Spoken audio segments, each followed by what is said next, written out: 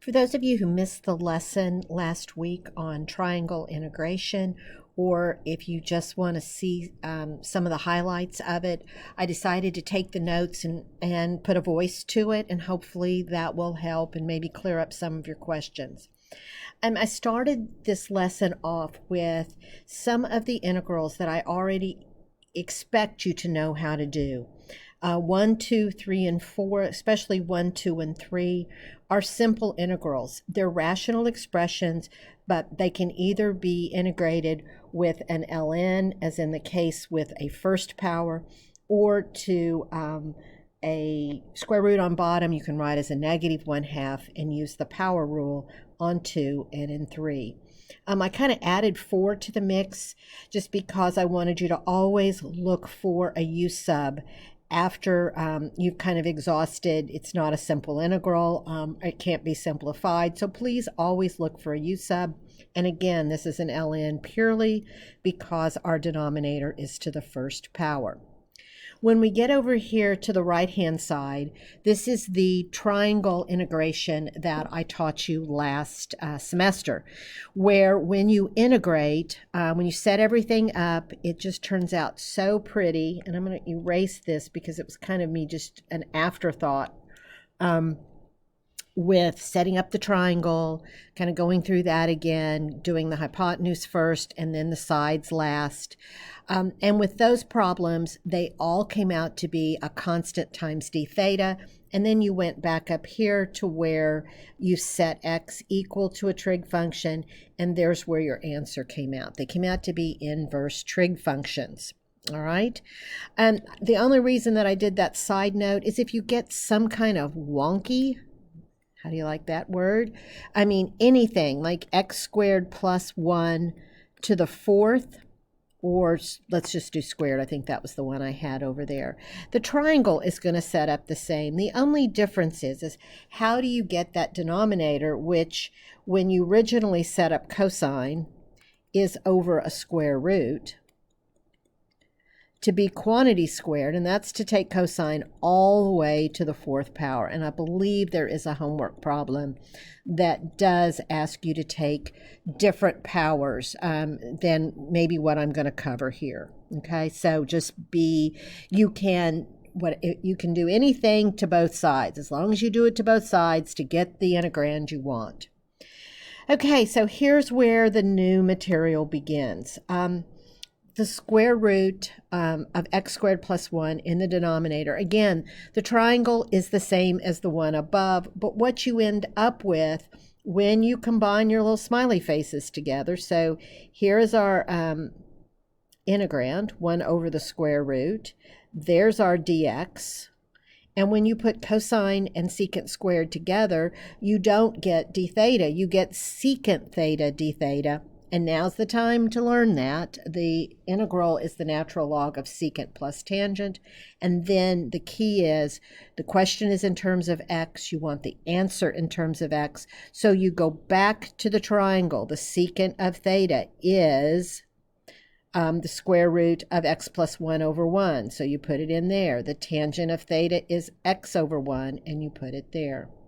The next example is very similar. The triangle is different, but the end result is the same.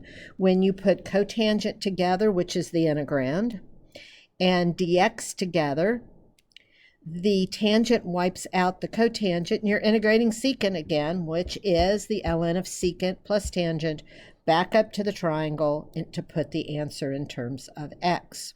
Okay, those aren't too bad. And that's kind of where I'm going with, to some degree, as far as testing you. Now, oh my goodness, you can see this is going to get completely out of control. All right, so the triangle, very similar to the first few that we did. Secant is the integrand.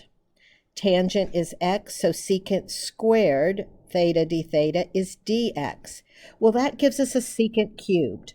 And you need to be able to integrate secant cubed. It is a nasty booger, but it is, here I am starting it And I remember saying in class that I kind of skipped the steps when I was doing the homework for you, and just put the end result of the integral of secant cubed in. But let's walk through it. U is secant, du is secant squared. You integrate to get tangent. You differentiate to get secant tan. So this is part. So here is u times v minus the integral of v du. And the v du I combined together and put the tangent to be squared when you multiply secant times tangent squared. So there it all is. Now, the trick with this one is to take that tangent squared and write it as secant squared minus 1. Distributing the secant through, you get negative secant cubed and positive secant. We're going to loop this back over. It just is algebra. A negative integral added to the positive integral gives you two integrals. All right?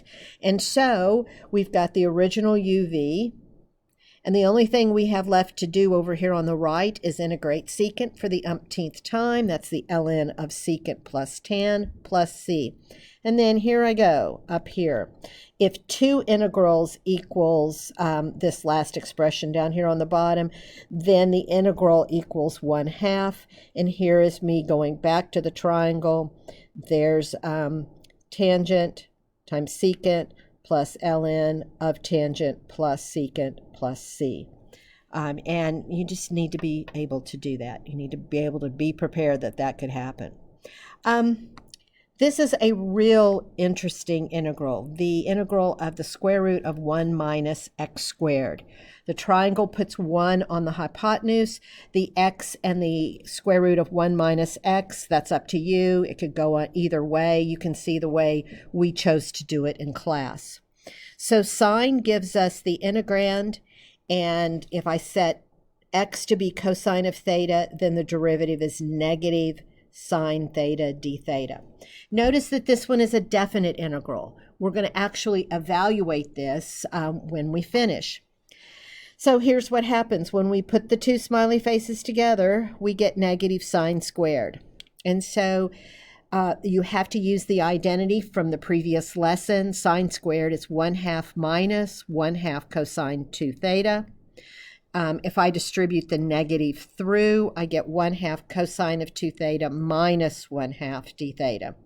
And here's where I made a switch. When I have a definite integral, like in this case 0 to 1, you remember when we first learned to use substitution, and then from that I said, hey, if you don't want to go back to x, you can change your limits of integration and stay in the variable that you have substituted in. And that's what we did. So here at this box, we've got this definition that x is cosine of theta.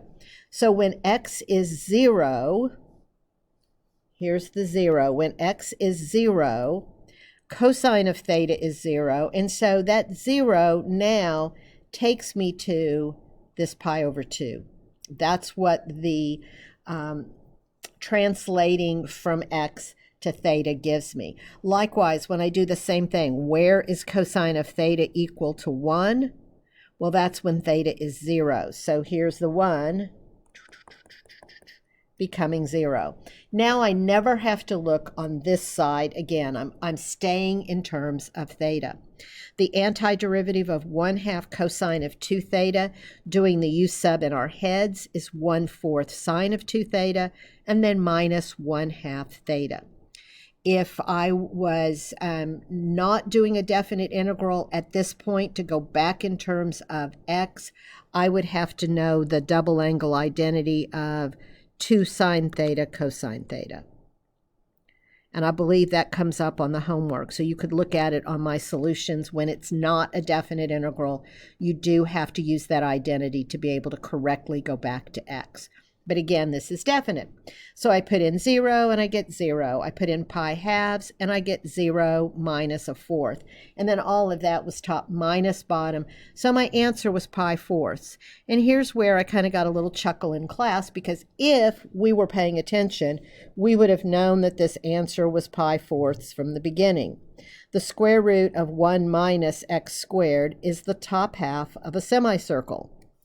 And so when you integrated from 0 to 1, you found the area of a quarter circle of radius 1. And you could have done that with geometry and forgot all about this business with calculus. Now, when we went from this to going over and doing those sheets on the wall, and so this translates into, well, where does this formula come from? And so if you integrate 4 times the integral from 0 to r of the square root of r squared minus x squared dx, you should get pi r squared.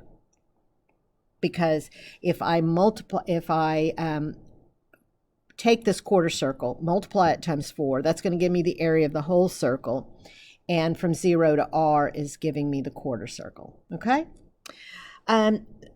Here's some more that we did. It looks like I didn't even finish this one. I don't know why, but this was the last one on the sheet. The square root of x squared minus 1 gave us the integral of cosecant minus the integral of cosecant cubed.